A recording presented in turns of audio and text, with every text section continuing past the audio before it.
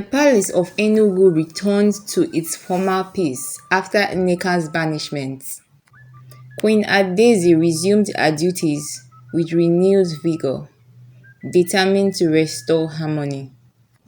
King Obinna focused on ruling justly, ensuring the kingdom flourished. Yet a sense of unease lingered. The servants were weary, the recent betrayal fresh in their minds. Chika remained vigilant, knowing that peace in the palace could be fragile. One evening, a mysterious stranger arrived at the palace gate. He was tall, enigmatic man with piercing eyes and a regal demeanor. He introduced himself as Eze. He claimed to be a distant relative of the king, seeking refuge after losing his lands to invaders. King Obinna, always hospitable, welcomed Eze into the palace. Queen Adaeze was intrigued and cautious. The stranger's arrival was sudden, and she couldn't shake the feeling that there was more to his story. Eze quickly ingratiated himself with the palace inhabitants.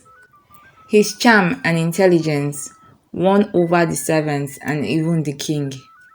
He began advising King Obinna on matters of state, and his suggestions seemed wise and beneficial. However, Queen Adaeze remained skeptical. She noticed how Eze often lingered in the shadows, listening to conversations that were not his to hear. She confided in Chika, who promised to keep an eye on Eze and gather more information. Rumors began to spread about Eze's true intentions. Some servants believed he was a sorcerer, others thought he sought the throne. These whispers reached Queen Adaeze, confirming her suspicions. One night, while Eze was out, Chika sneaked into his chambers. She found strange ancient texts and maps of the kingdom. It was clear that Eze had plans beyond merely seeking refuge. Queen Adaeze decided to confront Eze. She invited him to her chambers, where she questioned him about his true purpose. Eze, containing his composure, denied all ill intentions. He claimed the map were part of his studies to help the kingdom. But the queen was not convinced. Eze, your presence here is unsettling. I hope you prove my doubts wrong, she warned. Eze, realizing he was under suspicion, intensified his efforts to win over King Obinna. He promised new trade routes and military strategies, all of which seemed to benefit the kingdom. The king, impressed, gave Eze more authority. Queen Adaeze and Chika, however, noticed a change in the palace atmosphere. Eze's influence grew, and the once harmonious court began to experience subtle divisions. One day, Chika overheard a conversation between Eze and a cloaked figure.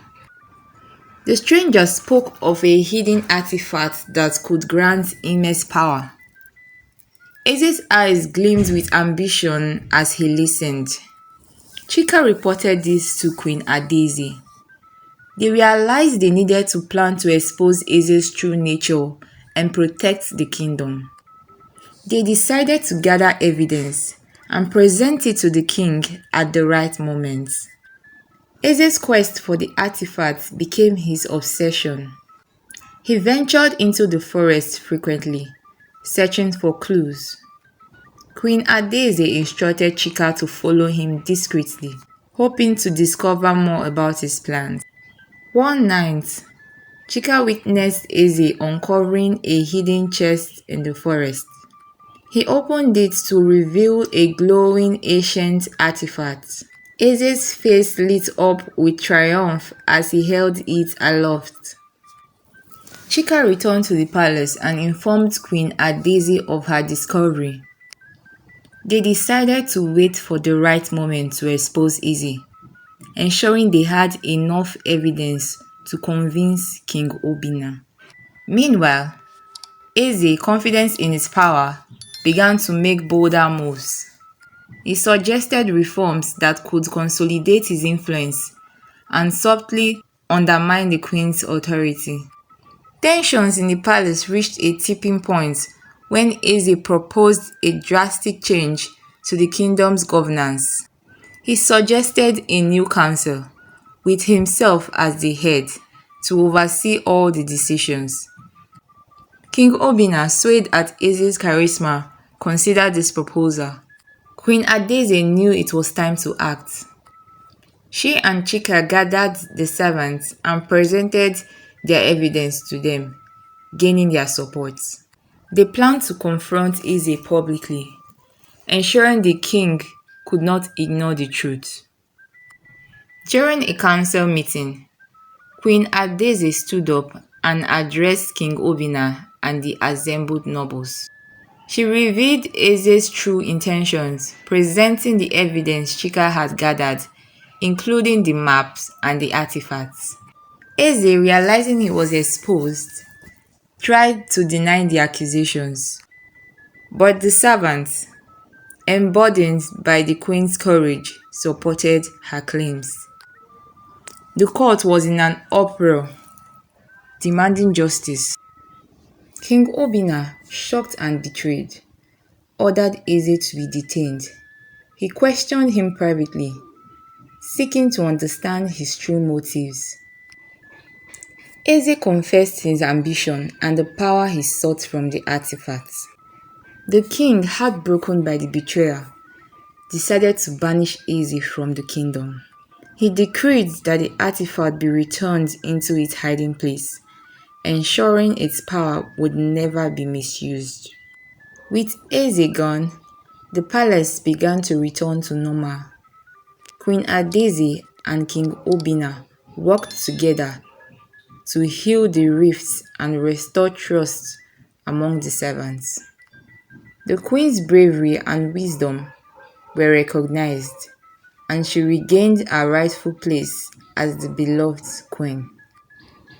Chika, praised for her loyalty and courage, was rewarded with a position of greater responsibility. She continued to serve the queen faithfully, ensuring the palace remained a place of harmony and trust. The end. Thank you guys for watching. Please support this small channel by liking this video and hitting the subscribe button for more interesting stories like this. Thank you guys, and I'll see you in the next one.